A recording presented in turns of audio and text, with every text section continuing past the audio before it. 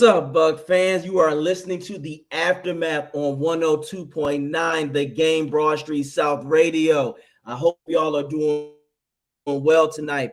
We got a lot of big things to talk about. You already know today is the day that we finally have that 53-man roster, and this will be the official squad that will be going into the 2023 Bucs season. Hell yeah. And you have AJ Turn up here. And then I got my co-host, Coach Slick, the British guy who always stays fly and on standby. How you doing today, Slick? I'm feeling good. You know, I'm not feeling too good on my picks though, because when I planned out the team, I think I got 11 wrong. But hey, it doesn't matter. I don't pick these guys. So.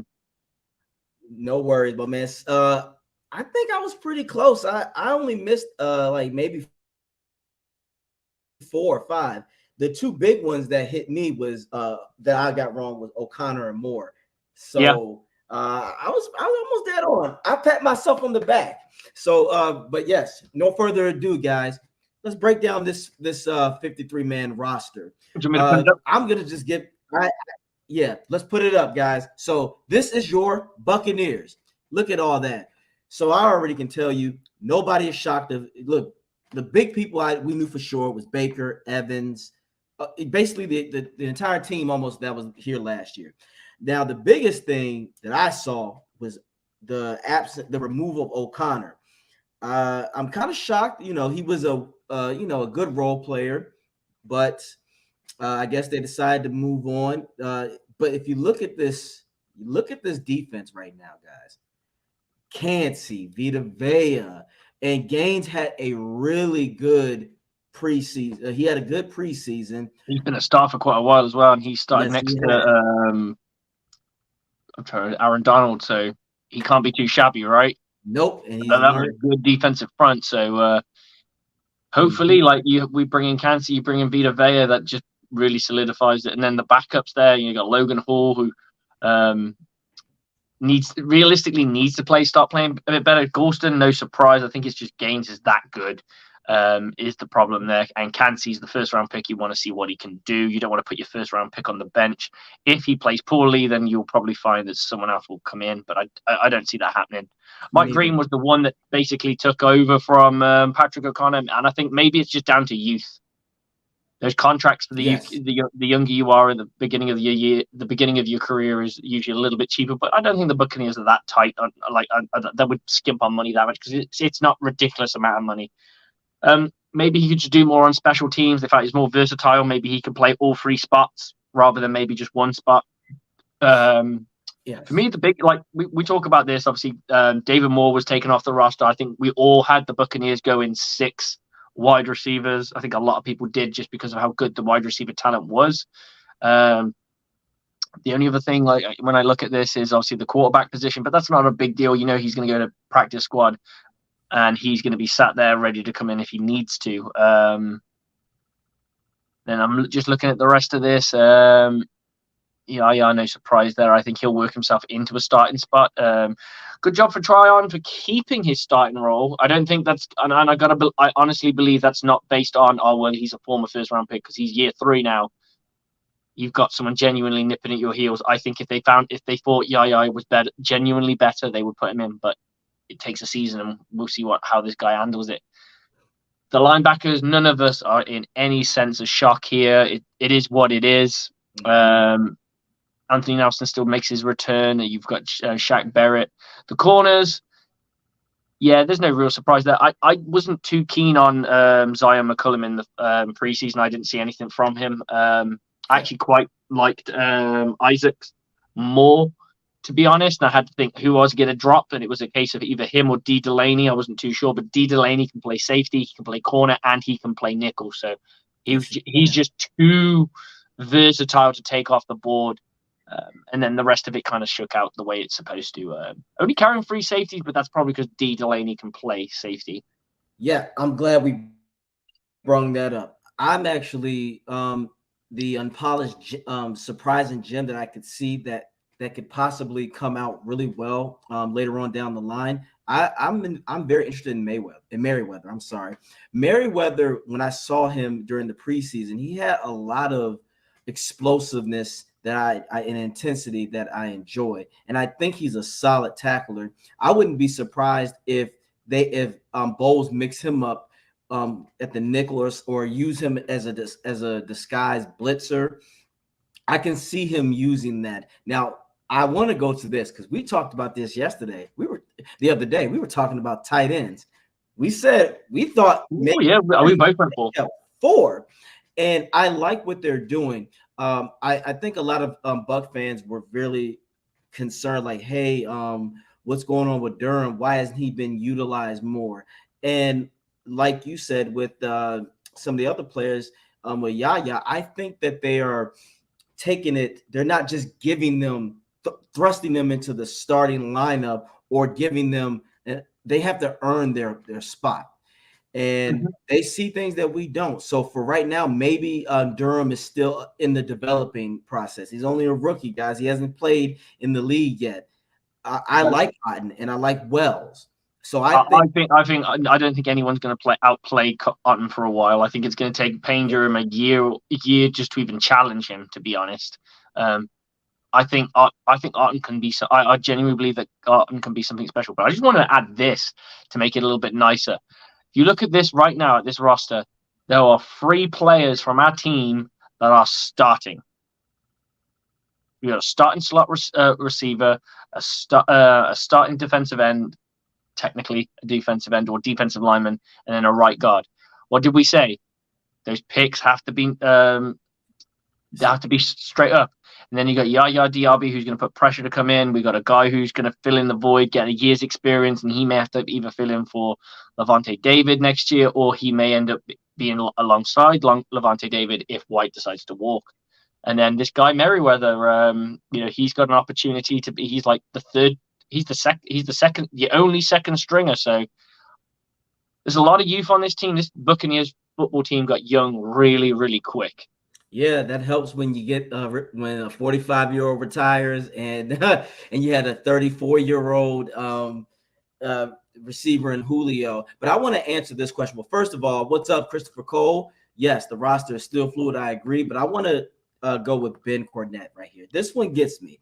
Other than his rookie deal is up after 23, how did Keyshawn Vaughn earn a roster spot on this team? First of all, I don't know where all this hate comes from with Vaughn. Vaughn didn't get the full opportunity that he should have gotten, and then when he does make things happen. You got to understand, Buck fans, take this into consideration. You can't count last season. Those guys, the line wasn't in sync as they were due to injuries, and it took them time. As we know, the play calling was so predictable. So no matter who was running the ball, if you weren't a Leonard Fournette or a seasoned guy, that shit wasn't going to happen for anybody. We got to. I'd like to figure out that too. Yeah, Vaughn. I'd like to figure out that too. I would say Vaughn is a player that does something the others might not necessarily can do. He's a big fighter for yards. He's a wham bam kind of like a Leonard Fournette, like a Garrett Blunt. And I don't think the others are quite in that spectrum. So if you need a short yardage guy, maybe he's the guy to go to.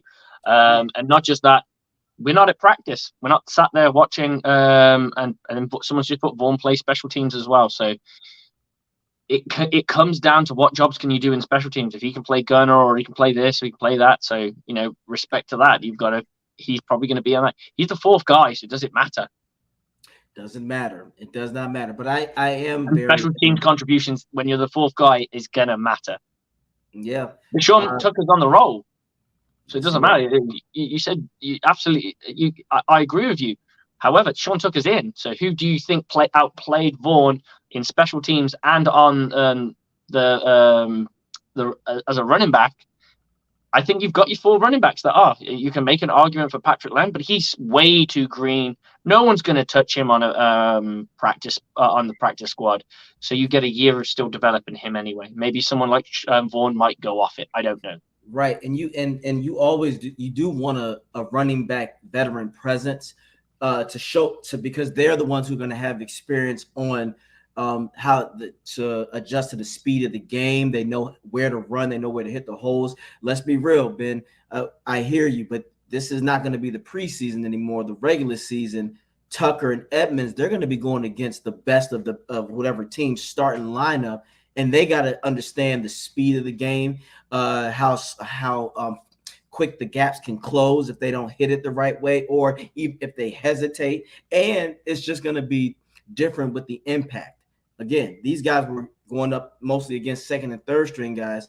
These starters, they hit different, they hit harder, they hit faster. So you want that guy like Vaughn, who's been in the league a couple of years now. He has that experience, and he might be able to mentor them as well.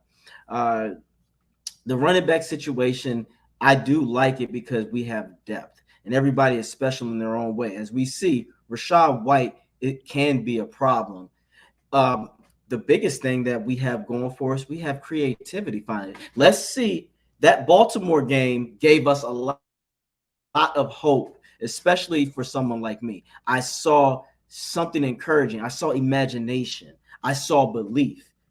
Do you think that Byron would have given a sweep to a tight end last season? Absolutely not. Shoot, anytime he was here, we would never see that.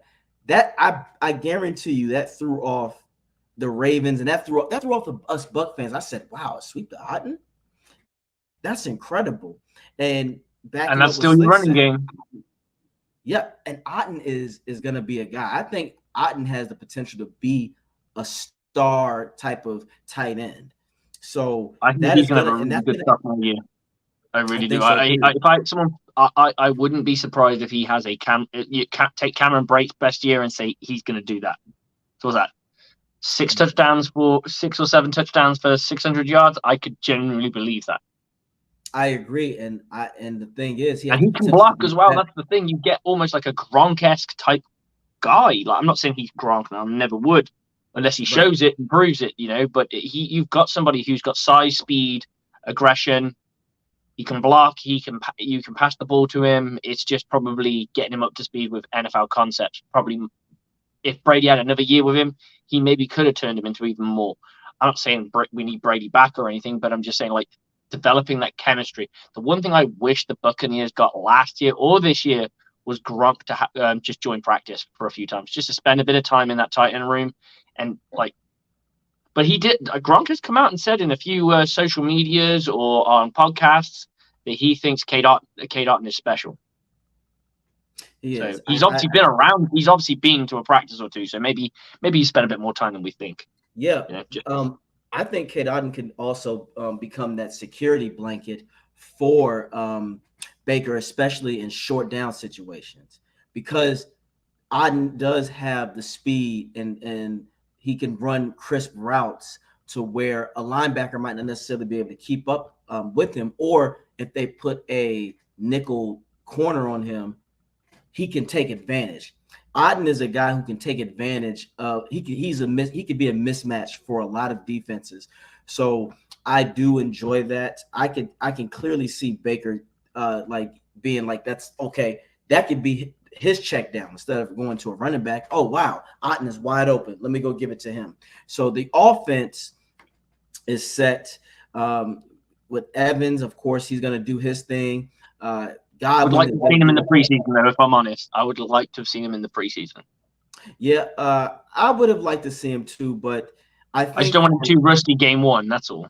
yeah, exactly. But you know what? You if you want to shake off the rust with Evans, feed him the ball early. Feed it to him early so he can get a rhythm going. You get him going, then we discussed this so many times. The other people will go because you want Evans to catch fire.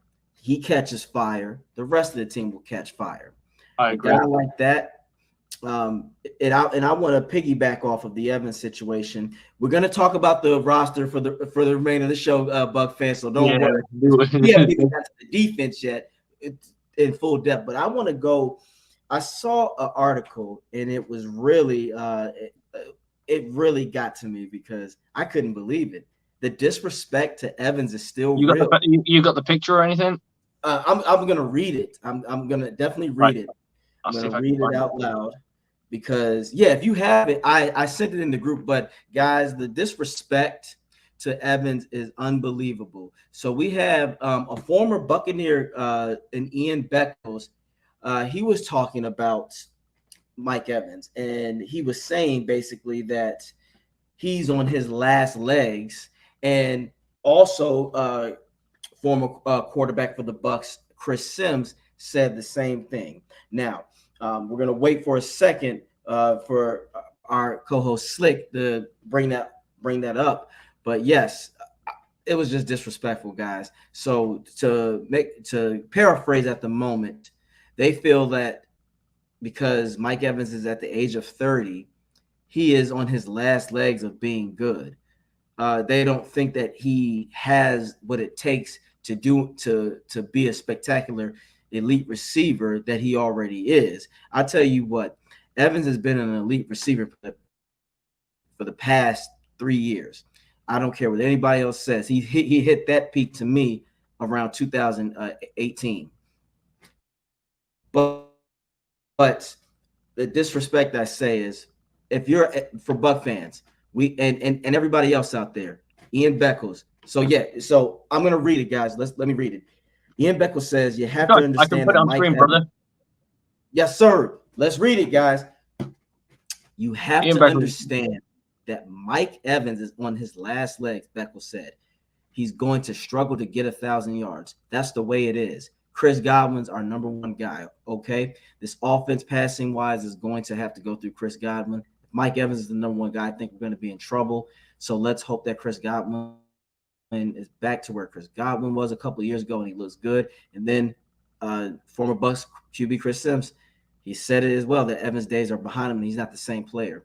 Um, I'm at shock because first of all, Evans has never had sustained any big time injuries. Let's also 30 years old is not old for a guy who is conditioned, who is good. And recently turned 30. No, he's not on the wrong side of 30. He is just He is hit just 30. 30. He is just 30 years old with no injuries. And the guy does everything that you ask him to do and nothing else. We don't know. You don't know how good, and this is no knock to Chris Godwin, but how do you know Chris Godwin wouldn't have the numbers as he would have without the presence of a Mike Evans? A lot of people don't realize it's the same thing with. Do you guys remember Chad Ochocinco and Chad Johnson and Hushmanzada? Where was Hushmanzada after Chad Johnson was gone? I tell you where. He got traded and went and had to go to Baltimore. There are a lot of guys out there who look really good because of someone else. Look at guys like Juju Smith. When AB was around, Juju looked like he was going to be the next up and coming star. But when AB didn't get doubled and he was gone, Juju couldn't handle that. So that's what I want to say. I totally disagree with Ian because he's now on his last legs. Evans, and we forget, Evans has made himself 1,000-yard receiver with how many different quarterbacks throwing him the ball. Don't be disrespectful, guys. Ian, Ian and Chris, it's ludicrous of what you're saying. This guy makes it happen with anybody throwing him the ball. That's what makes him special. I'm gonna go in. If you watch the Bucs, and Chris, if you truly watch the Bucs, you do realize I'm gonna give you all the quarterbacks so that for the most part that has thrown Mike Evans the ball and he still produces. You know, we've heard of Josh McCown, you've heard of Mike Glennon, you've heard of Ryan Fitzpatrick, you've heard of Jameis Winston, you've heard of the GOAT Tom Brady. I hope so. You've heard of who threw him the ball. He was our backup. Blaine Gabbert. Yeah, Blaine Gabbert has thrown him the ball.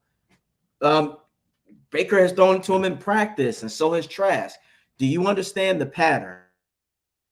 He still produces. So there is no way in hell that he's not going to produce with a mobile quarterback. We always talk about that he might be Jameis-esque. When Jameis was here, did Evans or did he not have his best statistical seasons under Jameis? From a yard point of view, yes, for sure. From a yard point of view, yeah. and not like his touchdowns were bad. They just were. He became more of a red zone target for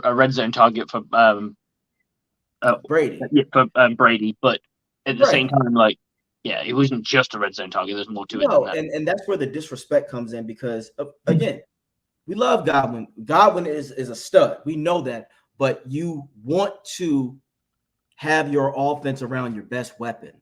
Everybody does that. That's why Green Bay was always good with Devontae Adams because you feed your best player the ball.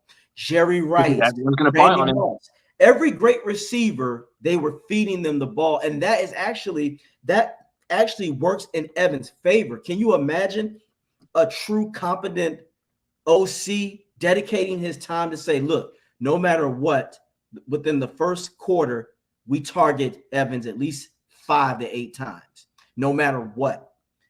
He never had that luxury. Look at most of the greatest receivers in NFL history. They get force-fed the ball regardless. So for Ian and Chris, you have to be fair and you got to be realistic. 30 is not old. He just turned 30. It'd be different if he was 38 or 36 or something. So I think they're just saying things just to say it, just for shock value.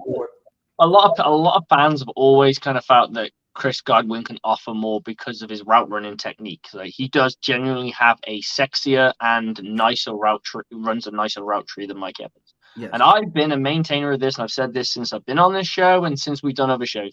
Mike Evans is the best in the world at what he does. Don't try and put him into the cookie cutter of running in and out, breaking routes all the time, because he doesn't have natural changing direction quickness. He doesn't. Mm-hmm. What he will do is fool you with his hips and will pull you to one side. So he's really good on like a crossing route. He can flip his hips pretty well, surprisingly, which we comebacks. You're talking curl routes, hooks, seams, just bust your coverage and just let him run. He is very good at that kind of stuff. And yeah, that route tree is quite limited, but at the same time, he's the best in the world for it because he can shake and bake with the best of them when he needs to. So if he's running deep and he will move his hip to one side, they will bite that he's going to go that one way because everyone thinks he's a donkey and he runs like a fucking stallion when he gets going. And then he'll just turn it around the other side. Look, there's a reason this guy has a ridiculous amount of yardage. There's a reason this guy has a ridiculous amount of touchdowns. It's because he's incredibly talented at what he does. Doesn't matter who's around him. Doesn't matter what's around him. He can do it. Mm-hmm. You got to remember, also, I take into account in this. Yeah. We're all huge fans. I know you are, AJ, and I know myself is included, of Vincent Jackson. But how good was Vincent Jackson after year one you could even argue year one? He started to diminish himself. Who stepped up to the plate? Mike Evans. Mike Evans was number one, but was the number one dude by year one. By year two. You could argue that he got the number one spot middle of year one. You could argue that. There's an argument for that case. Yeah. So and narration is good because did you guys hear that, Buck fans? What did Slick say that was nice is that he doesn't run everything pretty, but narration is key. Randy Moss wasn't the best all-around runner. Everybody knows he was a go route guy. Your Tyreek Hills of today, go route guy or a short crossing route because of his speed. Because I would like to throw in what Ben said because Ben is on. Ben, shout out to you. I appreciate you for engaging. Now, all these guys you are saying, I'm gonna rip this one by one. Devontae, I will give you that. Cooper Kupp, you can't say he ain't been in the league long enough. Slick and I say that. He's been in the league plenty. He just hasn't done fuck all for most of his years. Exactly. But look up his fucking stats. He's not that fucking good. He's just had 2 stacked years on top of each other. And I That's like that why he looks so fucking good. Slick, and we're gonna Before that, he was like, he's played since 2017. He has like 3 fucking 1K seasons. Shut the fuck up and let's move the fuck on. We're in 2023 now. Here's the thing now, about bro. Justin Jefferson, Ben. I will not say he's elite yet. Too early, but I think he will be. I think he will be. I think that's a safe bet. Yes, possibly, but we'll see. We will see. But again, he hasn't been in the league long enough for you guys to do that. He and can also, fucking injured tomorrow and be an IR for the rest of his fucking life. You don't know, right? And this is, and we got to understand the game has changed to more of a happy passing, protective quarterback. So they're going to get far more opportunities to do that and get their numbers up. That doesn't always mean that they're the best. Being a high volume receiver doesn't make you elite. We got plenty of examples. Michael Thomas had that one great season with Drew Brees, and all he caught was what? Slant routes. All he caught was short passes for the most part. He caught a couple of deep passes, but look what happened after that season when people adjusted. That's why, Slick, I think Justin Jefferson has a high ceiling, but I want to wait. What's going to happen if the NFL is all about adjustment? You don't think that they'll find a way?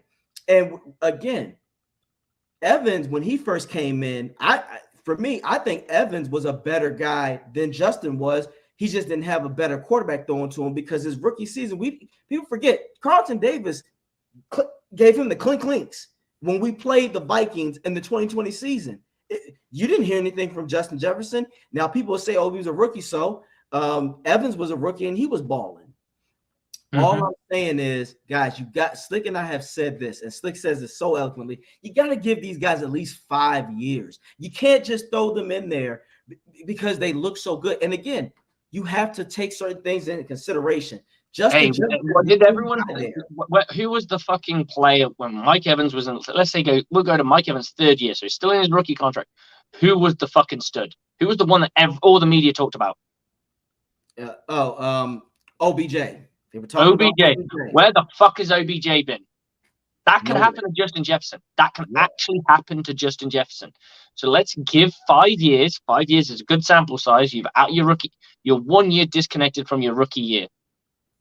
Yeah, and Ben, I hear you. He's saying was offensive player in the year. That's cool, but you also got to take into consideration McVay fed him the ball. That's what we're saying. And in Evans' defense, he didn't have a system where they were feeding him the ball. It took Winston to do that by himself, but we're not saying that Cooper Kupp could be on that trajectory that Slick just mentioned. OBJ, he got to stay healthy. Right, I'm going to level it all here because I'm getting annoyed with this. Cooper Kupp's so good that he has 2 1,000-yard seasons. End of discussion. I'm moving the fuck on. He got 2 seasons where he scored more than 10 touchdowns. The rest were under 10 touchdowns. Let's move the fuck on. He had 1 fucking supreme year. His 2019 season, he goes 94 receptions for 1,161 yards. His longest was a 66. He had 10 touchdowns, and that's all they wrote, right? That's a good season, but it probably didn't amount to shit. Let's go. And then the next season, we all know this season. This is the season that he became the dude because he got all his props and stuff. 145 receptions, which is a heck of a lot of receptions. I believe he led the league and the entirety of the NFL history for single-yard receptions. He goes he's just shy of 2,000 yards. It was a really good year, 16 touchdowns, right? But that's it. Once you take away that, that's all he's done. So it's like hanging your hat on having like the ultimate season. Well, that's like saying Slant Boy is the greatest, one of the greatest, because he had 1 supreme year, which he did. He had Slant Boy had that day. He had his day in the sun, and he was that guy. Amen. It's longevity that fucking matters at the end of the day. I mean, you look at this. He goes rookie season 800, not bad to start off with. 869, 5 touchdowns. 566, he goes 6 touchdowns, and then you go the first 1,000-yard season. Then he just narrowly misses out, but gets 3 touchdowns, just under 1,000 yards. And then obviously we know he got beat up in the last season. So my point being is he's only got 2 1K seasons, and he's only got 2 seasons where he's also gone over 10 touchdowns. Yep. So yeah, not like he's the fucking super stud of the yes, NFL. exactly. He's a one. I'm not saying he's a one and done because I don't know he is. He's got plenty of years ahead of him, but right now he's had one supreme year. The rest are lackluster. Yep. The rest are below the 1K. He's got 2 really good, one amazing season and one really good season. Other than that, the rest is average for a wide receiver number 2, maybe a wide receiver 3. And Ben, until a receiver in the history of the NFL never drops a pass, all that other stuff that you just said, he does drop passes. Everybody drops passes. Everyone. Jerry Rice has dropped the pass. Nobody that we just mentioned right now is Jerry Rice. And then I want to piggyback onto this. This also helps Evans. He was there. Shout out to Sean Spencer. It's crazy that Evans started, yes, with Johnny Football. Let's talk football with Sean Spencer. Go check it out.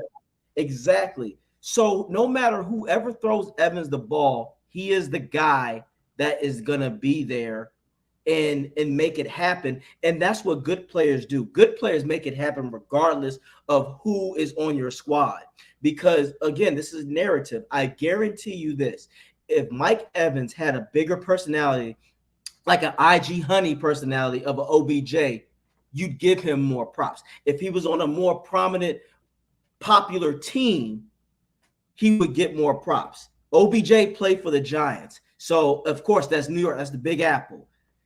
And he had a flamboyant personality. So that's why when you're when you're a player who sticks to the game and you're quiet and then you lead by action, that's boring. People like the NFL and sports in general, they like to have a story. They got to write something. They want a Mike Evans who's going to spin the ball in and throw the ball around and fucking pose in front of the camera. And Mike Evans is get in there, score, get the fuck out. And then as he got older, get in there, score, get the ball to somebody. That was all he ever done.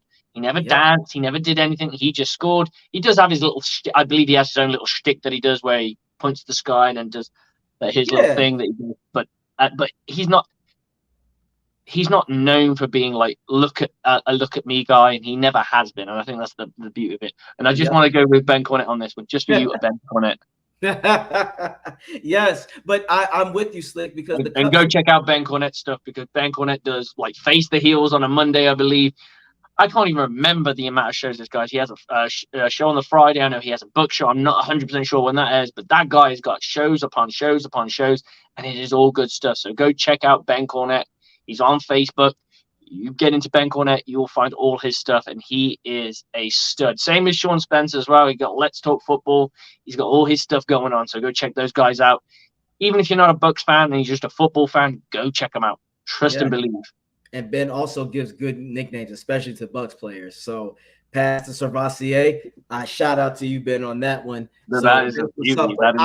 But honestly, I'm with you, Slick, on this Cooper Kupp shit, because I get so annoyed when people talk about that, because every time when people talk about certain players and then they disappear, I go, well, wait a minute. No. Because people owed me an apology about the OBJ situation. When he got sent to the Browns, I said, yep, that's it. And they were like, no, he's going to be a superstar now. Okay, we'll see. And then they were like, I told him, I'm like, this is what happens when he got outplayed by the old buddy, didn't he? Yeah, exactly. They had to bring Landry in. So they had Landry before. They had Landry. Oh, yeah, that's right. He was already there. He was balling. Wait a minute, Ben. The Bucs became known because of Tom, and to be fair, it got him the respect he deserved. In all fairness, there's a lot of people out there going, actually, yeah, this guy's pretty good. He just doesn't. I think if you're a fantasy fan, and this is where I think it comes down to with Mike Evans. Mike, if you have a fantasy team, don't draft Mike Evans. Not until later, because Mike Evans will have days where he doesn't do a lot, but he'll also have days where he fucking explodes. Mm-hmm. And my wife always used to have she called it her Brady and Evans connection. She drafted Brady and she drafted him, and she was like, it's like fucking double dipping. He had a great game. She was like, Tom Brady was there with 40 points. 30 of those points were for Mike Evans. So she's like, I'm double dipping.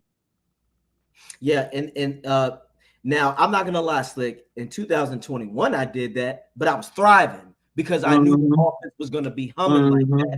But like you said, there's a difference. And again, guys, the Buccaneers were not relevant. But before Brady got there, we have to be real. The last even decent buzz the Bucs had was 2016 when we was on that 5-game streak, and that shit ended real soon. The Bucs weren't a respectable, popular team since the Gruden days because we were laughed at during the Raheem Morris era. We were really laughed at during the Shiano era, the Lovey Smith era. They were just like, oh yeah, this team is lost. Then the Cutter era was more of a jokey thing. So Ben, the Bucs organization is not popular like certain franchises like Dallas, uh, Washington. Those teams, Philly, those are established franchises. The Bucs were always looked down upon as being the succaneers or the yuccaneers. So with Brady coming in there, Slick said it. Evans finally got some actual looks because it was the same for Levante. When people saw Levante in the Super Bowl shut down Kelsey, which we weren't surprised because we know how good he is. People were like, wow, who is this number 54 guy giving an elite tight end, who's really a slot receiver, all this trouble? That's because we know. And that's when we were like, wow.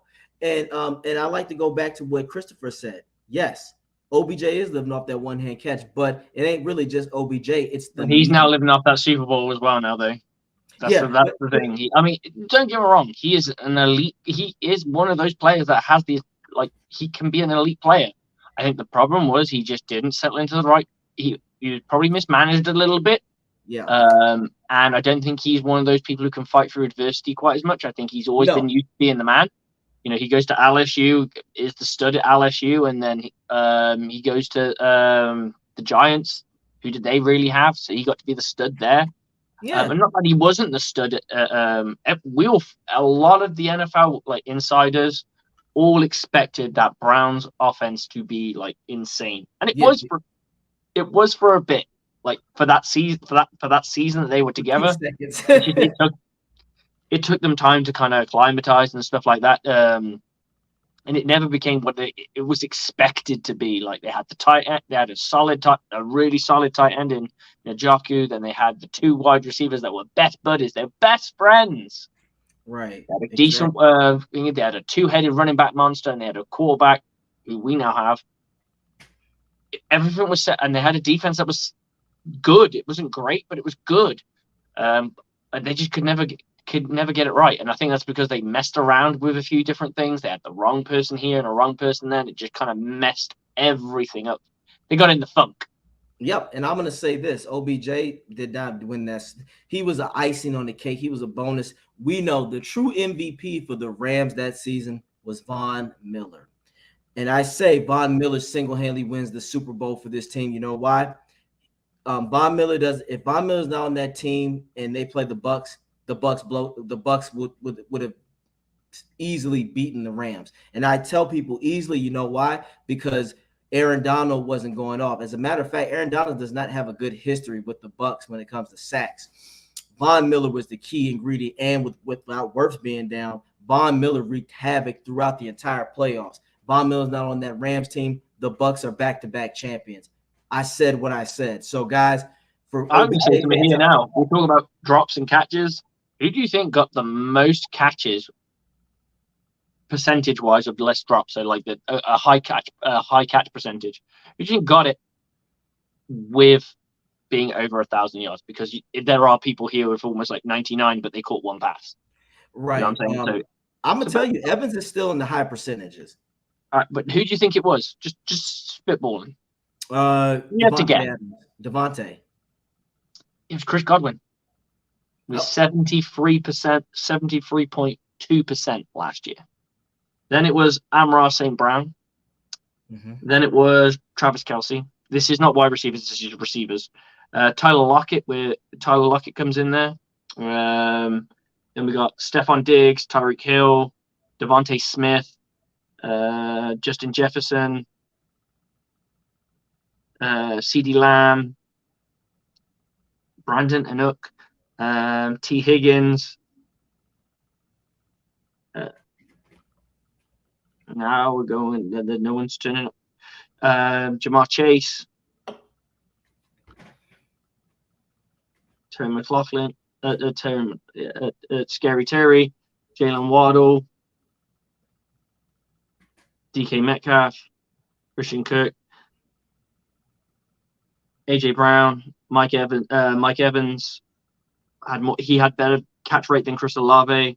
He had a better catch rate than Amari Cooper, better catch rate than Garrett Wilson, better catch rate than Devontae Adams. Oh, yeah, squeeze. 54. Sorry, let me get this right. 55.6%. Mike Evans was at. Give me a moment. Gotta find the guy again. Mike Evans was at 60%.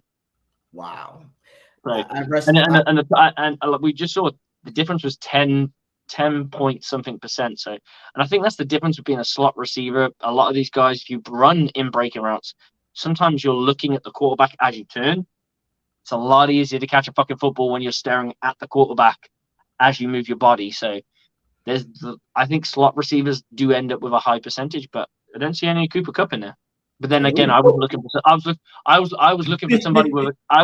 somebody with 1K, so that's probably why he didn't turn up. No, and I agree with you. I tell people, yeah, and yes, if you run certain type of routes, you're going to get, because I'll tell you this, you know who was another good receiver, but he was good because he played his position, but you would never consider him an elite. Wes Welker. Do everybody remember the Wes Welkers of the when he was with Brady and how they utilized him? He was a short yardage guy, short yardage to intermediate.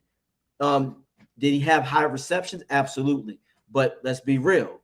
Nobody ever said Wes Welker was an elite receiver. He just happened to have an elite quarterback throwing him the rock. I tell people, because nobody knew who the hell Wes Welker was. People forget Wes Welker was in Miami before he went to the Patriots. And he made a little bit of noise, but you didn't know. Nobody really gave him the credit that he got when he got to New England. So, yes.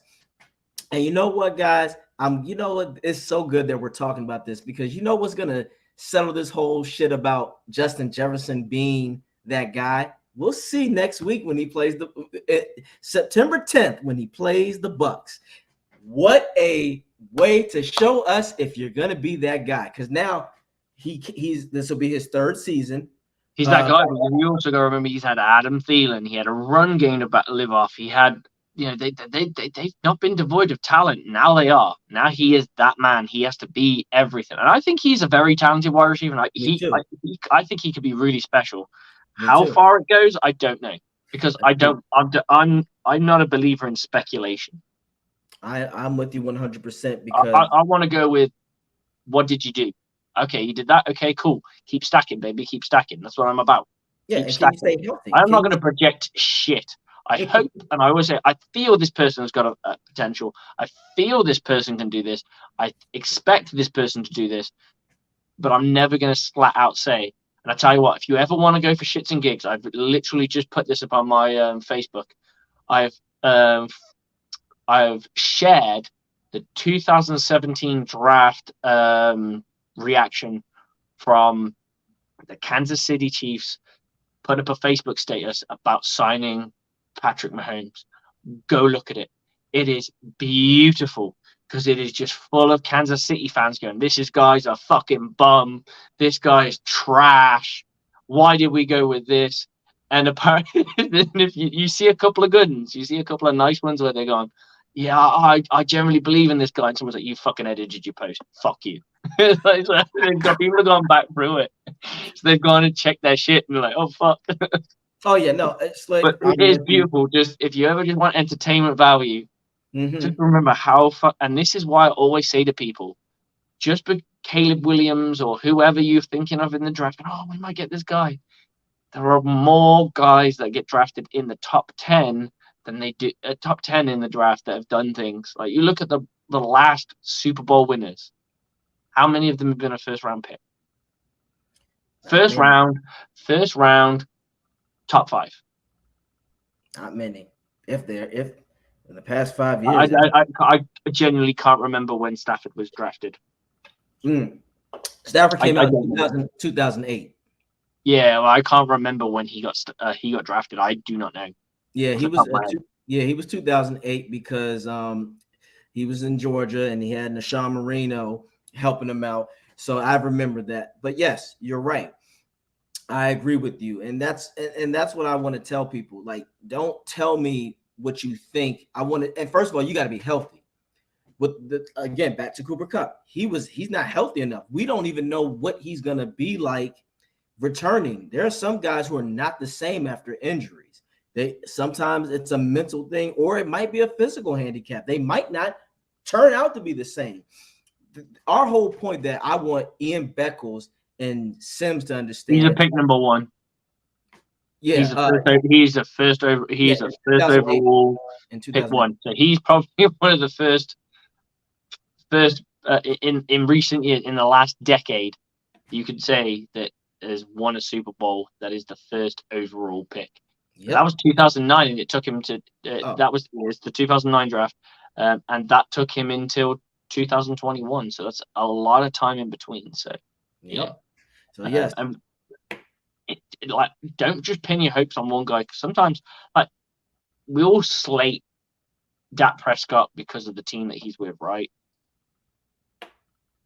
But he's still a 4th round pick, and he is. I would say he's still in the upper echelon of quarterbacks. Like, we always make our jokes of Dak or Dak and what have you. But if someone turned around to me and said Dak wanted to be part of the Buccaneers, I'd be like, okay, whatever the price was. But he's a money guy, so I don't think it would work.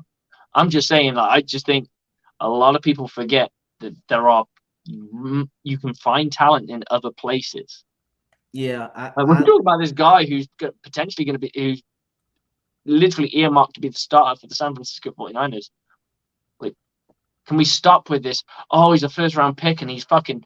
I tell you what, Caleb Williams, he's the guy from USC. Is that right? Yes. I don't follow a massive amount of college football because it's not that big over here, mainly because we don't have it anymore, which is being shit canned. You play in the Pac-12, you literally have one team that can challenge you. The rest are dog shit. Yeah. And that's fair. Like, I mean, I don't know enough about college football, and someone will make an argument for me, but it's between them and Oregon, right? Yeah, that's about it. And because the Boise, so you're basically going to trans everyone, and then you're going to have one super close game that's going to come down to the wire where we're going to have to see you perform, and we're going to have to see you perform. Yeah. And then, if you're lucky, you make the playoffs, and then we're going to see what you do in the playoffs. So you're going to mostly get 3 games where we're like, this guy had to go against fucking insane competition. Mm-hmm. And that's 3 games ain't enough. 3 games ain't enough, which is why people end up loving. And you're also a stacked team in your division. It's not like you're Colorado, right? Yeah, it's not the same. Yeah, primary example, Matt Leinart. People forget that on his squad he had Reggie Bush, he had Lindell White, he had that line, he had a squad. And what happened when he got to Arizona? Not a damn thing. He flamed out because why people didn't touch Alabama quarterbacks until recently. Yeah, well, the SEC for the most part it's not that many. It's like a bunch of blokes on steroids pitting the shit out of each other. Yes, the SEC is mostly built for every other position besides the quarterback. You have a handful that come through the years that are special. Like for me, like the Cam Newtons was a special guy because despite what people say, he did have great moments. But yeah, for the most part, Cam Newton made his money. He did his thing, and he pushed a team to a Super Bowl. I think he's a little bit deluded in himself. Like he's obviously a massive talent because just like the sheer volume of what he could do. Yes, I think I would say, and I won't put no reputation on it or anything, but I would say the Carolina Panthers fucked his career up. Yeah, like the amount of quarterback design runs, and of course he's a big dude. He ain't fucking sliding. because I wouldn't, if I had his body type, I ain't fucking sliding either. 6 foot fucking 6 and built like a fucking running back. So you're heavier than a running back. So you built more like a defensive end. I'm gonna put anybody who's under my size on their ass, Yeah, and and that's how you get hit. they didn't provide him with the elite talent. Look at what they did for Josh Allen. They got him a Stephon Diggs. They got him pieces to help him. The best player that receiver that he had to throw to, he already was on his way out, and he went to Baltimore, and that was Steve Smith. But they didn't have that repertoire and chemistry. It wasn't like he got a prime Steve Smith. He also got Steve Smith was like, "Fuck, I got to deal with a rookie quarterback." Right, and look, he wanted to win. You know, he was there ready to go. I've listened to a few podcasts and stuff with him and he's literally like, I wanted to be that, but I just did not want to go through babysitting a fucking quarterback. Yeah, I didn't want to do it. I wanted to go somewhere where I could win. And my clock is running out. Yeah, and Newton took a team. He took Ted Ginn to a Super Bowl. So I tell people he took Ted Ginn and I think LaFell to a Super Bowl on his back. So you got to give him props. You have to give a guy like that props. And that's why it all came undone in the Super Bowl, because eventually you're going to go against corners who can stop that shit. Exactly. And then they weren't ready for that pass rush either. Von Miller was a wrecking ball with DeMarcus Ware. So it was just with that kind of offense, he didn't have a chance. But also, again, for Bucs fans, you are listening to the Aftermath on 102.9, the Game Broad Street South Radio. I appreciate y'all. Please, if you have other things that you guys want to add to us, please don't feel free to chime in. You see, we got Ben, Chris, and Sean talking, so we always want to hear your ideas, your input, please. And also, again, put some in my last thing, and then we can get to the roster again with Ian and Chris. Please put some respect on Mike Elite Evans. This man can do it with anybody. First of all, his resume shows he's gotten there with no matter who throws him the rock, and he has a guy in Baker who is surrounded with the best team. It has it occurred to you, a lot of quarterbacks for the past few years that have come to Tampa put up gaudy numbers. Now I know you can't compare, but hey, I'm gonna ask you this, and no bias, and anybody can answer this, but Slick, the Bucs, Brady coming into the Bucs, is that the best offensive team he's ever had? From 2020 and 2021, is that the best? You can still argue 2023 because pretty much everyone came back. Okay, offensively, so not much is that change. The best offense he's ever had? I think he could have had a better line. Okay, but from skill, yes, he could not get no better. Like the only reason there's an argument is because one of the teams that he didn't even win a Super Bowl with them, but was with Randy Moss, right? Yeah, and I can give you that squad. It was Randy Moss, Stallworth, and Welker. I like them. Once you take that one guy out, what did they have? Exactly. If Moss wasn't you there, take away Mike Evans, there's this guy, and there's this guy, and there's this guy, and there's this guy. You know what I mean? It would, yeah. I think it's safe to assume that was probably from a talent point of view or from a pedigree point of view, that was probably the best team, the best three teams he's ever been on from a pure talent wise. And speaking of Moss, Evans surpassed Moss in the 1,000-yard receiving thing. So again, it all goes back to Evans letting his work speak for itself. He ain't got to talk shit. He ain't got to go, I'm this dude. Evans will tell you, hey, I ain't got to say nothing, guys. What does the stat say? What does this say?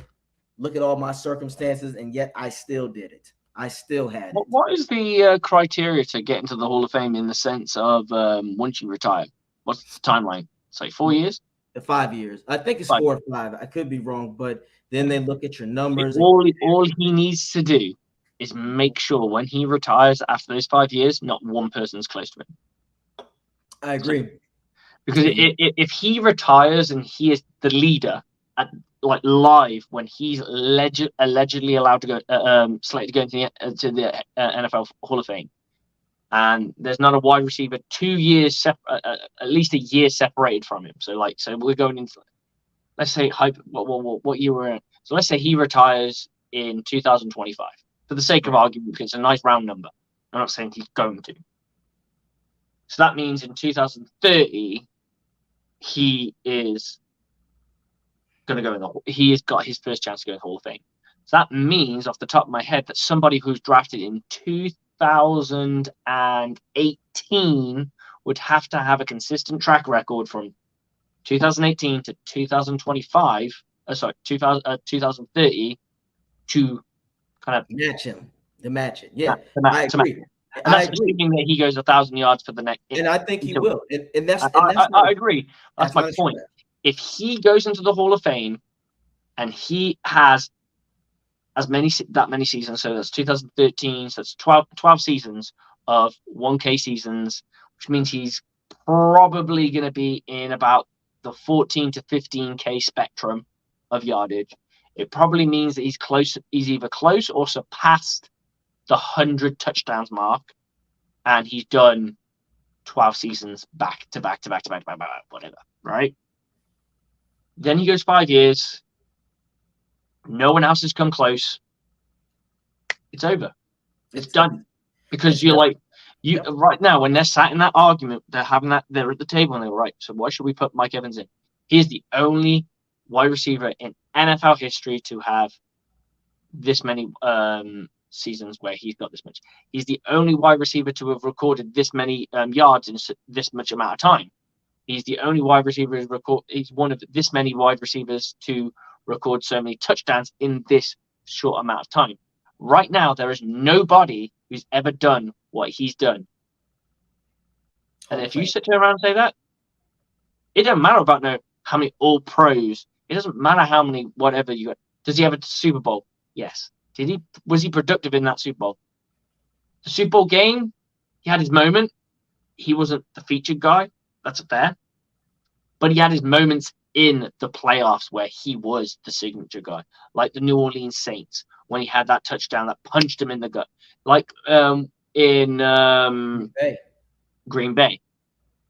So this is a guy that if he does that, it's automatically assured. I have no idea. I'm going to have a little snoop while we talk about the next thing. I'm just wondering what receivers were drafted in 2018. I've got a feeling it's going to be Amari Cooper.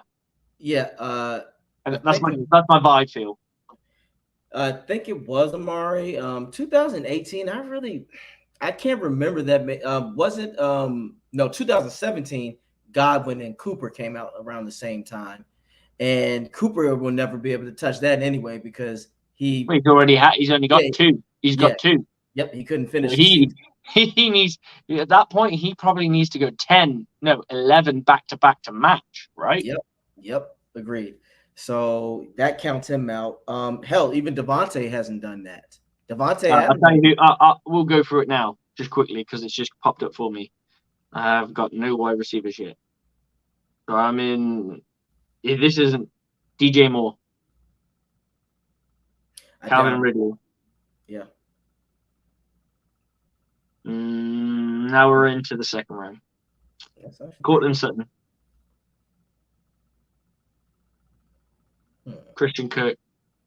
Mm-hmm. None of these guys have got back-to-backs. Nope. And I as far as I could, the best person I can see that I would call by name, DJ Chark, but I know he hasn't done. No, and that's what we're saying. And how many? And look at all the quarterbacks we just named that Evans had to go through. There are a lot. DJ Chark has one.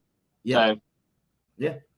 This is why we're saying what we're saying about Mike Evans, Buck fans, because we know he can retire and wait 5 years and no one's going to catch him up.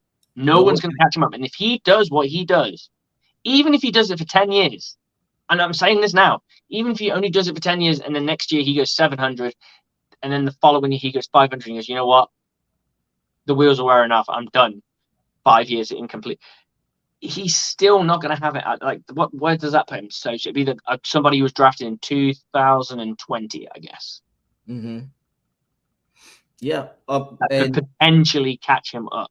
And I know this is wishful thinking, but it's with this squad and the NFC being so weak, it is a strong possibility. What if not this season, but the next season, he gets a Super Bowl with Baker? I'm gonna tell you this right now. If Evans gets a Super Bowl, that's it's Justin Jefferson that's in this conversation. That's the pretty thing. That is kind of cool. That is kind of giving me a good vibe on that. That's interesting. So CeeDee Lamb and Justin Jefferson are the studs of that draft. They probably weren't at the time because they both were drafted before a certain person else. Yeah. But I just look at this. Okay, that's college stats. I don't need this fucking college stats. Give me some context here. Right, so you can take CeeDee Lamb out of the contest. CeeDee Lamb is out of the contest because he's only got 2 right now. Justin Jefferson, I believe he is. Wham bam, thank you. Yeah, he is. He's fucking super stud. He's the only person right now who could challenge if Mike Evans doesn't go. If he goes back to back this season and then doesn't go back to back ever again, he's the only guy who can challenge him. Right. Unless Mike Evans retires there and then that's a completely different story. That's complete, but we don't see that. I don't see that happening because Mike Evans, he's built a legacy, but I don't think he's that kind of person who's like needs to live off the legacy. If you know what I mean, he's happy doing what he's doing. If you think he can still play, he'll still play. Yeah, I can see Evans. He's a fucking guy who allowed so many wide receivers onto his squad just so that he knows he can win a fucking playoff game. And let's be real, ultimate receiver. That helped his longevity as well. Just think about it. He didn't have to take as much, a lot of wear and tear.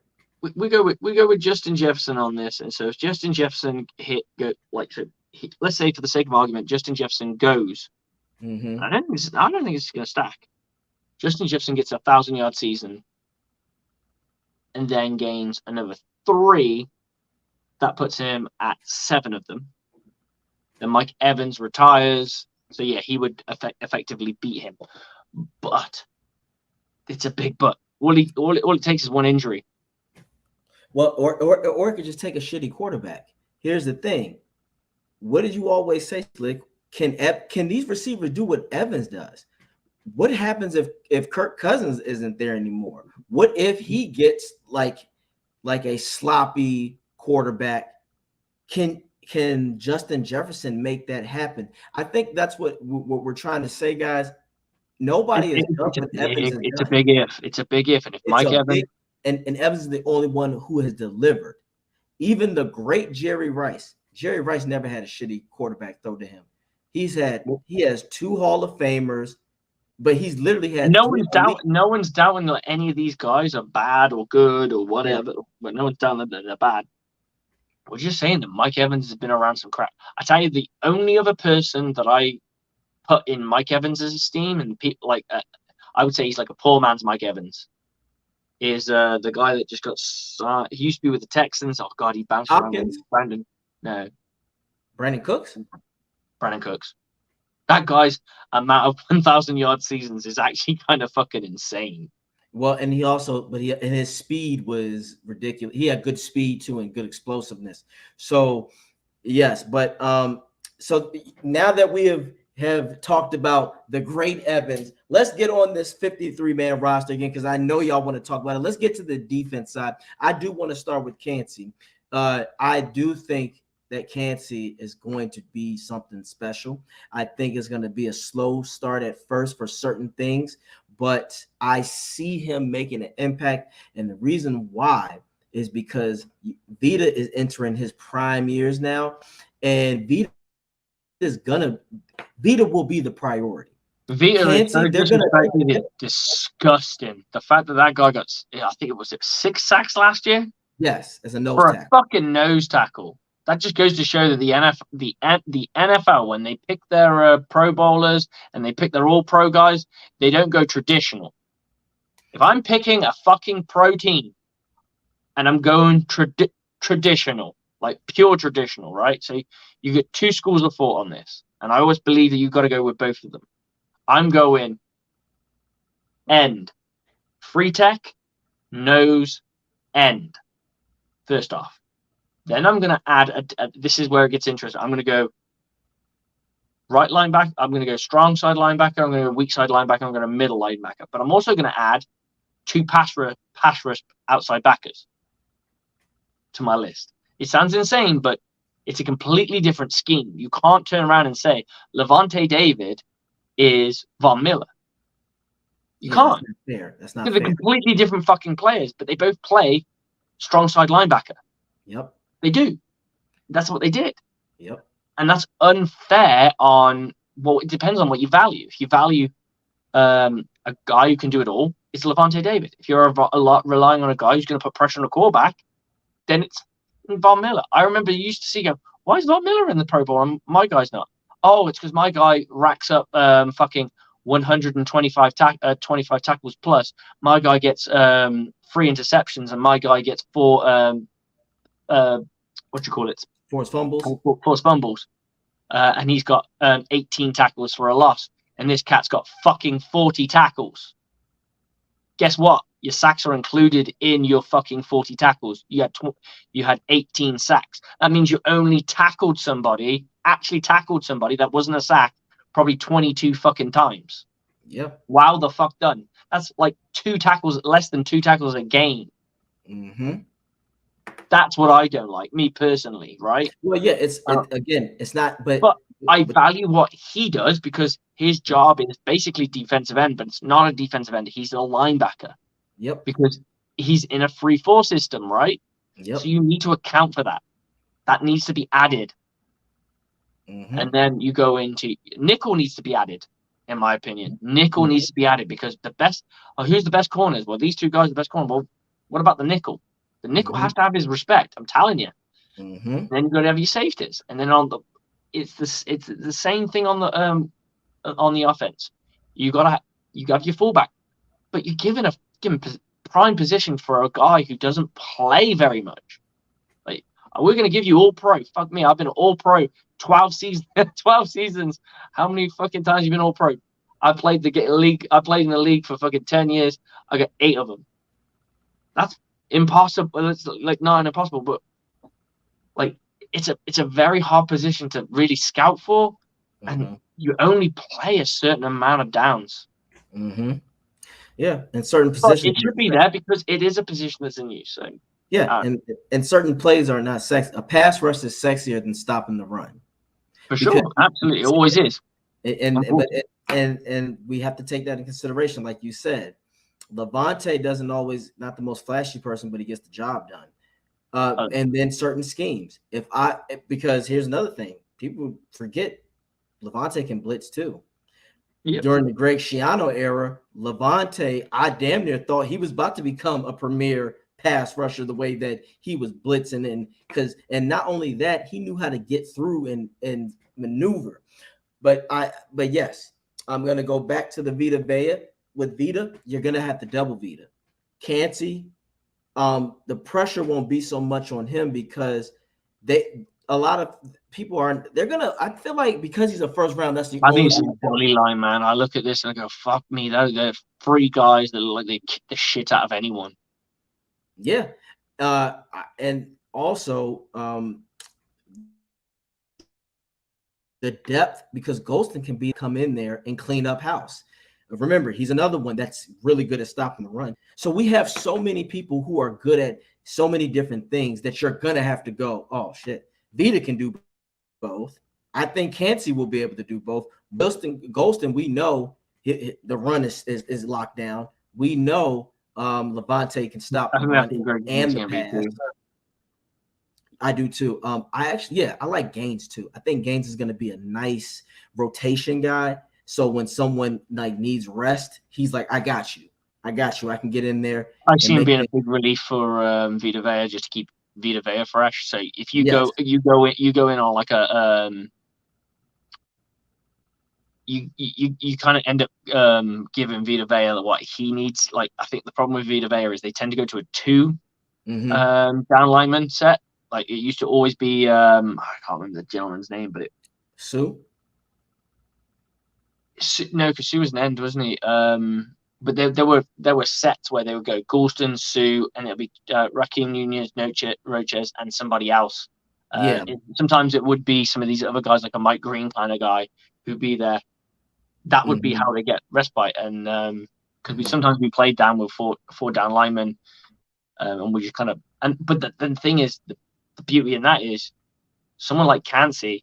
He is a premier pass. He comes across as more of a pass rusher dude. You put Yaya and Diaby on the other side, you can go a 4-man line because you've got Yaya Diaby, you've got Cansey, Vita Vea, Greg Gaines. It's like they're flying, right? Yes, and we're still and here's the thing, Buzz. We're still talking about the seven, we're talking about that front seven.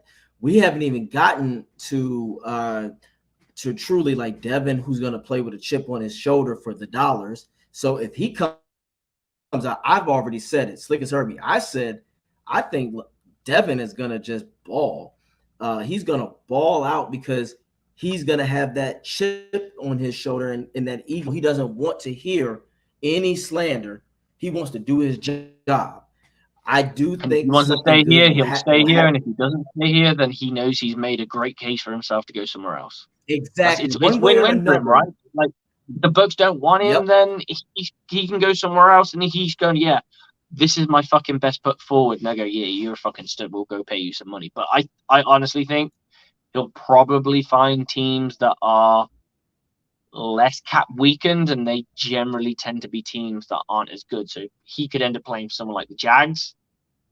I'm being realistic. Like he could end up playing with the Jags or a team of that nature. You've got a little bit more money to spend that are good, but aren't bad and can still win a division or can still do things, but aren't going to be like he ain't going to the Eagles like he wants to. They're not. He'll go to a team that could knock on the door. He won't go on the team that's going to bash the door down. I agree. And now I want to get my attention to the Gravediggers.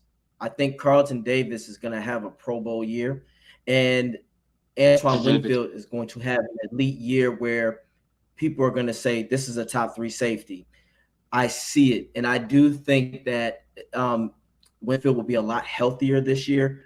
I think that Bowles is going to enjoy playing like his, how he plays his game of chess and how he maneuvers schemes, because I already told you, I said this earlier, guys, Merriweather, I think, is going to be that factor because he's explosive.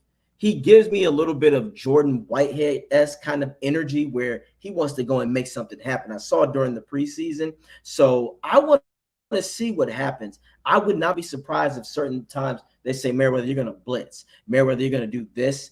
And with that secondary, I see a lot more. I'm going to see a lot more between the starters. I think Dean is going to be just fine. I want to see something out of McCullum, and I want to see something out of our boy, the corner. What's his face? Let me look at his name again. I got him on here. Yeah. That's his name. Azian, I think. Christian Azian. Yeah, Azian. I think he's going to be good in the nickel as well. I think he's a trooper.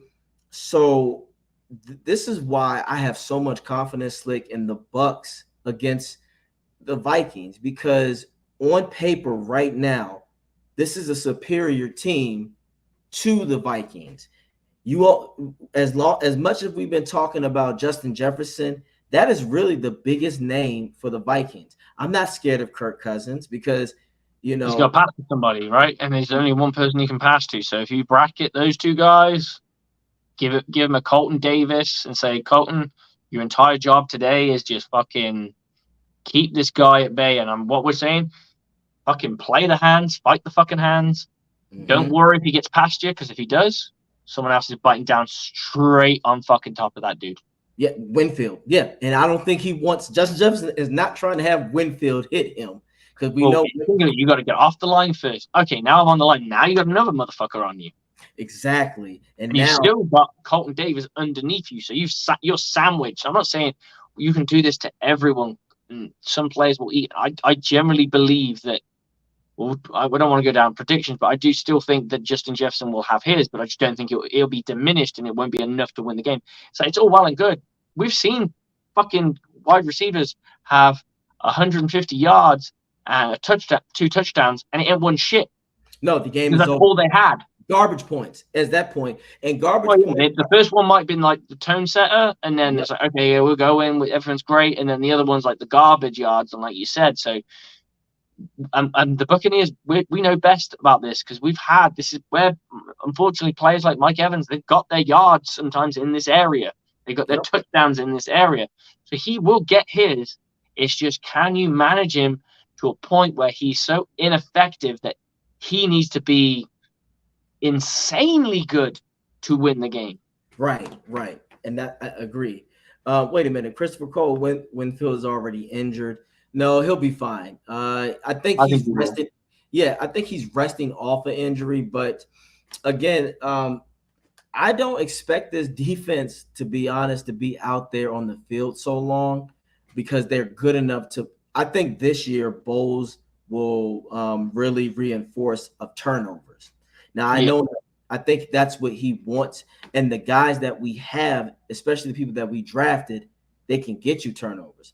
I can see Yaya being a guy when he comes in. He might drop back in coverage one time because it'll fool him. Okay, this guy's going to be the bruiser. And he jumps in and goes, psych, and then picks you off, especially in a certain scheme. I see Levante. Levante can still pick you off if he wants to. Shaq Barrett can pick you off if he wants to. We haven't even talked about Shaq because he has come so – he might be the resurgence of Chris Godwin. Remember when Chris Godwin started so slow, but then as the season went on, he became effective? That could be Shaq Barrett. I wouldn't be surprised if he hits the ground running, to be brutally honest. Exactly. I do not think he's going to be that slow. I think he might take a game or maybe 2. But I think they're going to have high rotation of these pass rushers just so they can see what they can do. And whoever's like dominating will stay in the most. Yes, and Chris said it. Cousins won't have time to pass. You are absolutely correct, Chris. If he does, we know Bowles. We know how Bowles is. Hold on, I gotta get that off the screen for a sec. You know I gotta pull something up, Slick. You know what I'm about to pull out. 1, 2, 3. You gotta take that off so everybody can see it. Take no cushion. Yeah, you already know. No cushion. No cushion. No cushion too much. Mix that shit up, Bowles. Mix it up. I just need you to mix it up. That's all I want you to do, Bowles, is mix it up. But yes, I don't see for right now, I just don't see the Vikings being a threat because they don't have enough depth. Do I still think they'll have a solid defense? Yes, but not enough for this to slow down overwhelm this offense. I wouldn't be surprised to see. I'm predicting that Evans will have a 2-touchdown game. I don't think he's going to have like 150 yards. I could see him having this is what you're going to get from Evans a lot for a lot of people who don't like realize. An 89er. Yeah, he'll be like 2 to 3 games between 60 to 81 yards, and then he'll have the next game 120, 130 or 120 and 1 touchdown, and then either a few games certain down the line, it'll be like 189 and 3 touchdowns like he did with Brady last season. So expect that, like you said, Slick, he's not going to be your fantasy. He's not going to be the big fantasy out. He's not going to be the. I think he's going to be more consistent this year because you got people forget. Like when you were talking about these 2 gentlemen that were, I say gentlemen, assholes, we're talking about shit about our boy. What people fail to realize is Tom Brady didn't use him the way he was used previously at the Buccaneers. He was not. He was used predominantly as a red zone threat. And Tom Brady's passing was poor. Like, we all know that Tom Brady didn't go out on a fucking fire, right? He did not fucking ride the flames as a fucking king. Nope. He did. He had a bit of a he had his wizard's year in year 3. Yes, he did. So you can't really compare. And Mike Evans was still the better wide receiver out of everyone on the field. Now, I get everyone wants to christen Chris Godwin as the guy because Chris Godwin's got a more rounded skill set. Yes. But it doesn't matter because even if you make Chris Godwin number one, Mike Evans is still going to eat. Because when you design plays and you design the reads for those plays, you have a number one wide receiver here, and you have a number two wide receiver usually on the other side, right? Your Z and your your Z and your X. Mm-hmm. Well, your first read isn't this; it's this. So there's going to be design plays for Mike Evans to eat, and there's going to be design plays for Chris Godwin to eat. Mm-hmm. And then once they know what works and what doesn't work, then they'll flip it. They'll play with things. For me, I will always say what I think will work. Not every time, because obviously you don't want to do it every time. Put Mike Evans where he normally is, but put Chris Godwin in the slot. Get Chris Godwin to run something underneath, and Mike Evans to push the top off it. And then when they get so used to that, you flip it. Get Mike Evans to dial it back to something that he likes to run that's shallow, like a hook or a curl route, and then you get Chris Godwin running some sexy shit. Yeah. That's how you keep a defense on its toes, and then you flex them both out, and then you add your other guys in, like your K. Dottons, like Trey Palmer and all that. Yeah, it's how inventive you are as a play caller. Mm-hmm. You can. I'm pretty sure there's probably wide receivers out there when, you know what, if it weren't for that play caller who wrote all these amazing plays to get me open, I probably would have struggled this year. Yeah, and sometimes you have to be a ballsy kind of guy. To me, when you're 10, with your 15 to 10 yards within the red zone, if Evans is left by himself one-on-one, you go for Evans, hands down. He's a jump ball elitist. Give it to him then. Like, you don't have to go through a progress. That's what made Brady and Evans so effective in those red zones. It was, one-on-one. That's an insult. That's what you do. And I think that is what Baker is going to do. Slick just said it, and I've said this already. His mobility is going to make Evans feast, because now especially on crosses. Crosses, he will kill people on crosses because you get that bootleg in and over the top. And if you have two layers, so you have like a tight, like a K dot and running an underneath one, like it just under the linebacker's level, and then you have Mike Evans going over the top of it. Those I'll tell you one thing, that's stressful for linebackers for one reason and one reason only: who goes up and who goes down. All it takes is one miscommunication, and neither of you don't. And once one of them gets past you, you're over, because you can't stop and move. This guy's in full motion going over around you. You can't stop, change direction, and follow them. There's going to be automatic separation. So you've got to find a way. That relies on your safeties being smart. That relies on your corners being smart. So there's so many values to this. That's why I think a double crosser from a tight end and Mike Evans with a bootleg out.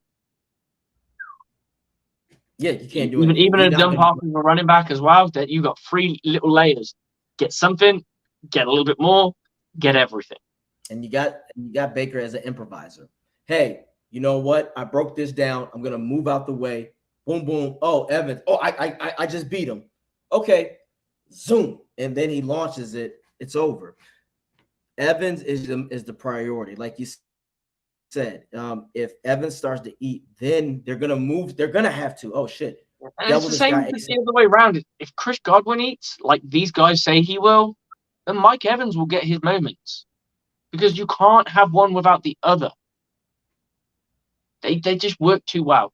A good offensive coordinator will scheme plays that get them both that are opportunities. Mm-hmm. That's a fact. Someone comes open. You can't double Chris Godwin and then go, we can go and double Mike Evans as well. You just can't. You can't do that. And even then, we'll go and pick on somebody else, and then you're eventually going to go and pick on him. So then we'll go back to Mike Evans, or we'll go back to this person. Look, I don't think there's anything wrong with what Mike Evans is going to do. I think these guys are fucking deluded. And we've already had that, Chris. I like how he says 2,000-yard receivers. That's a lot of people don't realize we've had it already twice with and we just need the 1,000-yard running back. Exactly. Running back adds a threat. the running back that adds the threat that they go, oh shit, we need to stop the run too. And with this squad we have, I can see it. Hell, if Rashad White can give us 1,005 yards, I'm gonna be thankful. We haven't had 1,000-yard rusher since Doug Martin. And that was 2015, guys. The drought is real. We don't want to go through what we had to go through until JPP came with the double-digit sack. We didn't have a double-digit sack guy since Simeon Rice, and JPP had to do it. So I truly think that this team, if they stay healthy, they're gonna be a problem. We already have discussed it again about the NFC is weak, guys. The least FC is weak. That's what it is. The least FC is weak, and that is an open opportunity, because now we got to look. I know people are. I'll just make this quick, but with the San Fran, we don't know how Purdy's going to be. What if they adjust to him, and that's it. The only legit NFC is the Eagles. That's it for right now. And Dallas, maybe. We got to see how they're going to be. It's a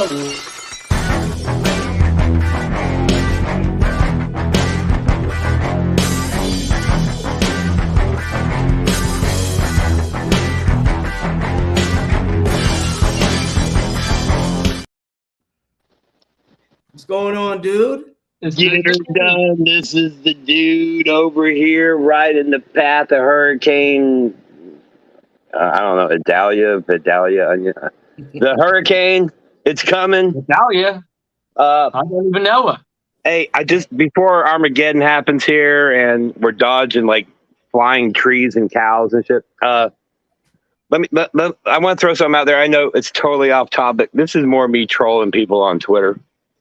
The Buccaneers are not trading Mike Evans. Okay, seriously, guys, stop it. Mike Evans is so poor that we need to move away from him, but everyone wants a piece of Mike. Let's go and trade for Mike Evans. How does that work? How can you have experts say Mike Evans, we need to trade him to this team, but Mike Evans isn't very good if he stays with the Buccaneers?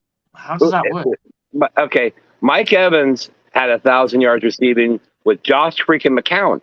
Okay, Mike Evans has not alluded to, insinuated, suggested, had body language leading to wanting to not be in Tampa. All right, you guys are like, oh my gosh, they haven't done anything with the contract with him. Go look at Mike Evans' contracts when they've been renegotiated or restructured. It's going to happen here within the next couple of weeks, if not before the beginning of the season. The point is, even if it drags into the season, the Buccaneers are interested in keeping Mike Evans a Buccaneer for life, just like they are Levante David. Mike Evans wants to be a Buccaneer, has shown no inclination to otherwise. So here's the thing. I get it. You need impressions. You need traffic. Do it, dude. Do your thing. Do you. Talk that smack. But understand that if you're nowhere near Tampa, if you're not in the building, if you're not one of the big 4 or 5 who are there at one Buc place day in and day out and have been for decades, then you don't know what the hell you're talking about. You just don't.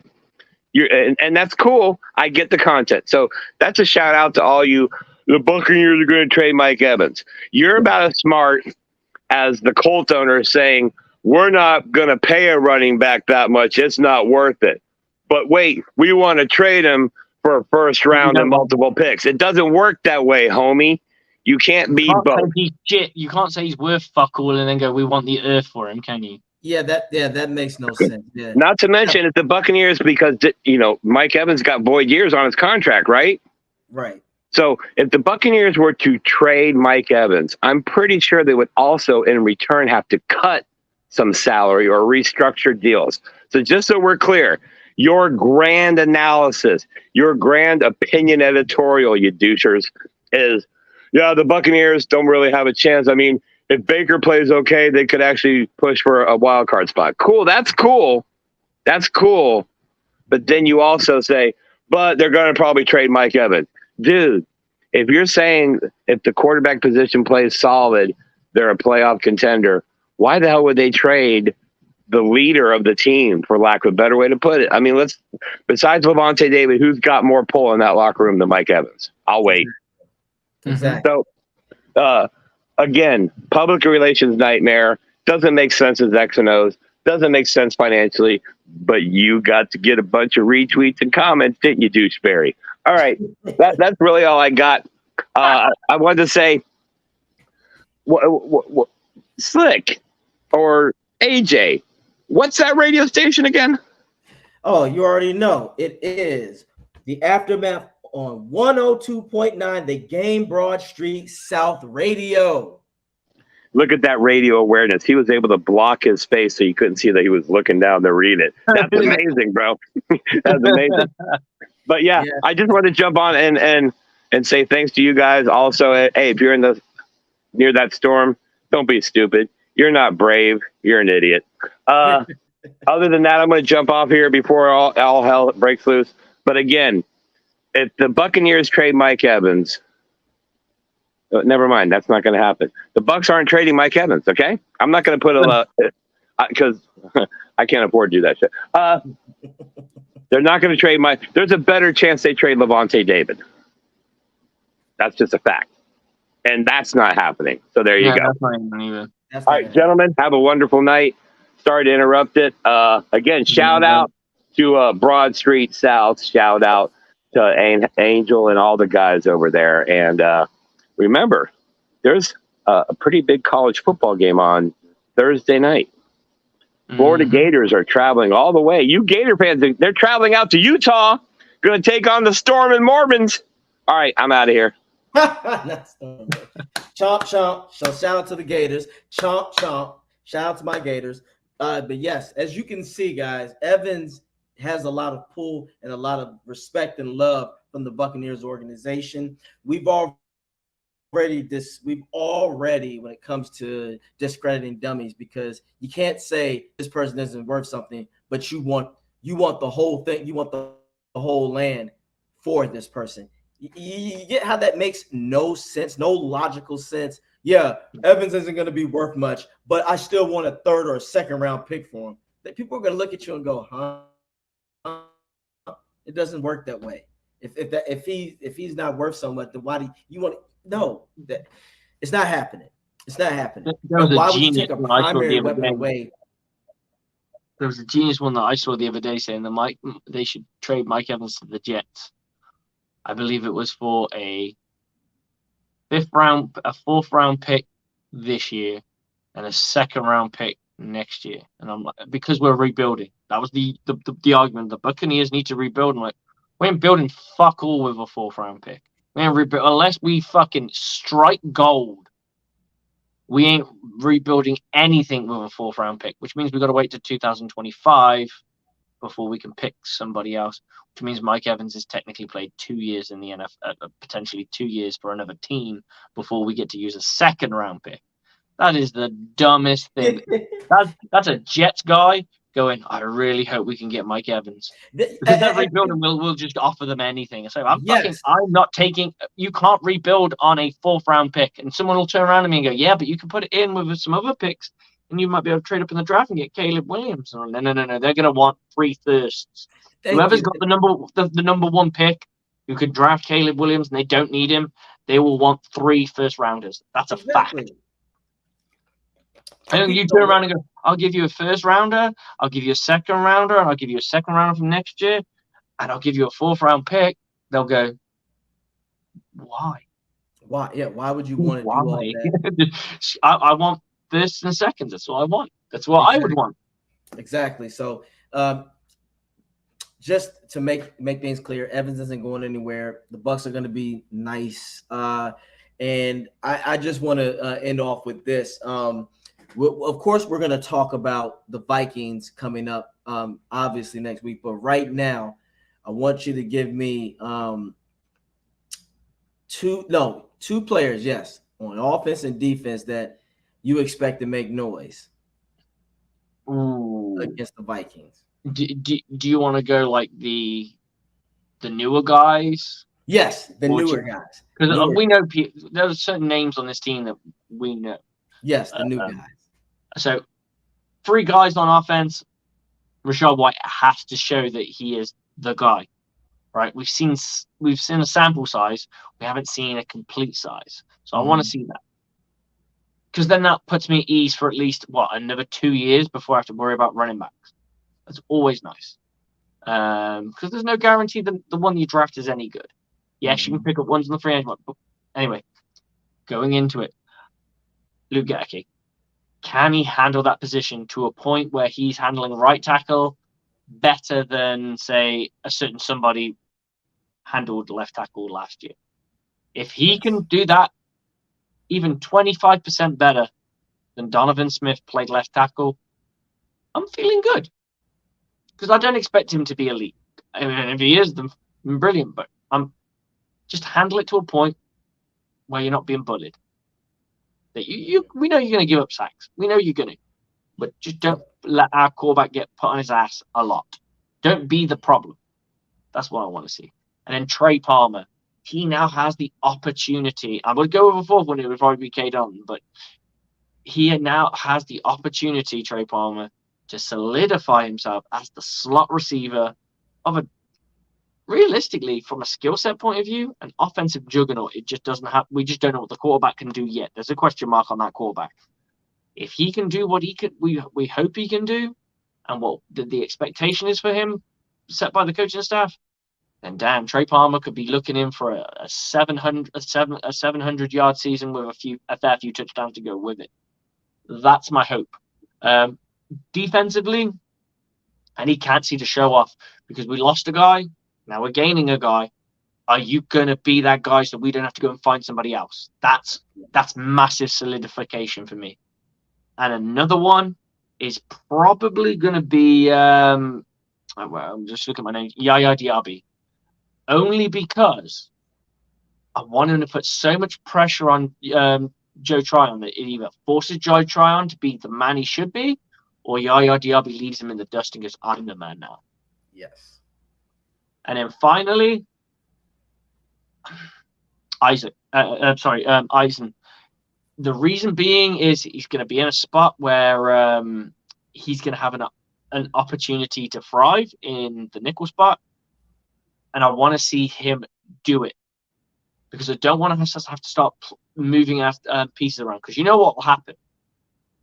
First thing that will happen is Winfield will get put as nickel. And then we may have problems at the safety position. Not saying that Merriweather or Neal can't handle it. Well, it depends if you're in two sets or one high. But we all want to see Winfield play his natural position rather than play it nickel. So I'm hoping Eisen can do that, and we'll go from there. How about you, man? Tucker. I need to see Tucker be a good guy to be a supporting cast if Rashad needs rest. One thing about good backs, don't feed them too much to the point where you're wearing them down. I know people think that it's the opposite. You should keep it given to the hot hand to a certain extent. Yeah, the reason why I don't is because go back to Cadillac Williams. That's what happened, and that's why his career got shortened, and that's why injuries happened to him. I need Tucker or Edmonds to be the guy to give him rest, to keep his body fresh. So that is it. Palmer, I expect Palmer to have actually a breakout game in Minnesota. I know people are saying, really? Not with the Evans? Maybe. Here's why. Palmer's still going to be under the radar. And his speed is still going to be, they're going to underestimate him because when his name is called, he needs to make a big play immediately. When they see that, okay, we got Evans covered and somebody is maybe actually doing a good job one-on-one against Godwin, Palmer needs to be the guy to launch and make it happen. Now, Otten is the third guy. I need him to be Baker's blanket, just in case. I need him to be the guy where he finds a way to get open in a short to intermediate yards. That's all I need from him. Now, on the defensive side, like you, I need Kancey to explode because if Kancey explodes, now with Vita, we already know what Vita's going to do. But with Vita and Kancey, that creates so much more opportunity for the next guy in Devin. I know we were talking about the new guys, but Devin, he's gonna have to make a lot of adjustments, especially in coverage. And with Canty and Vita dominating, he should have no excuses. And then Merriweather, I don't know why. I expect so much from him. I expect him to make noise because he's hungry.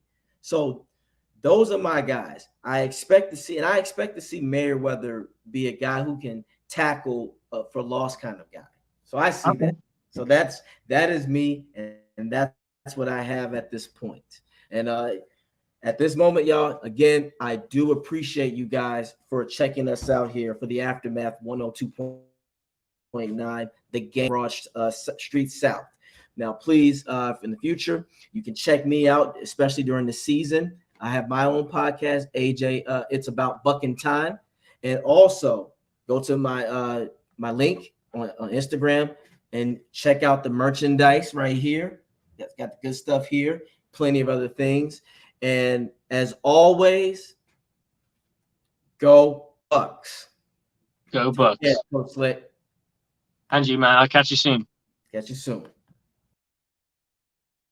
Okay, guys, that is the end of the show. And we want to thank you for joining us on tonight's show.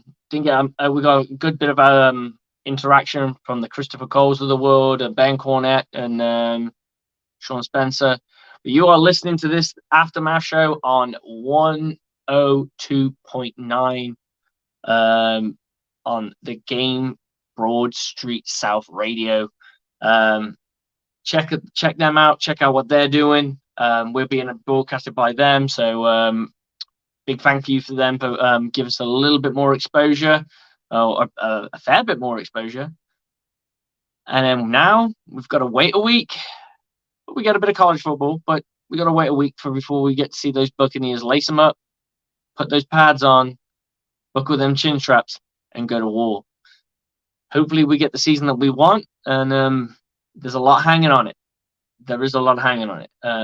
As for me, I got my content out on Instagram, Coach Slick, on my Facebook, which is Stevie Slick 14, Stevie Slick 14, Stevie Slick Probert, and on Instagram as well. So go check me out on there. I've been doing a little bit of content here and there, just leading up to the big thing that is us on here at the Aftermath. And hopefully the next time you'll see us will be either a pre-game show or it'll be straight after for the post-game, and then the Aftermath will be right on top of the last, as soon as the game's played. So 24 hours from the game played, we will be there to give all our feels and how we're really feeling and get it all out there. Join us with a bit of therapy next time. See you guys soon. Bucs on me, Bucs on free. 1, 2, 3. Go Bucs.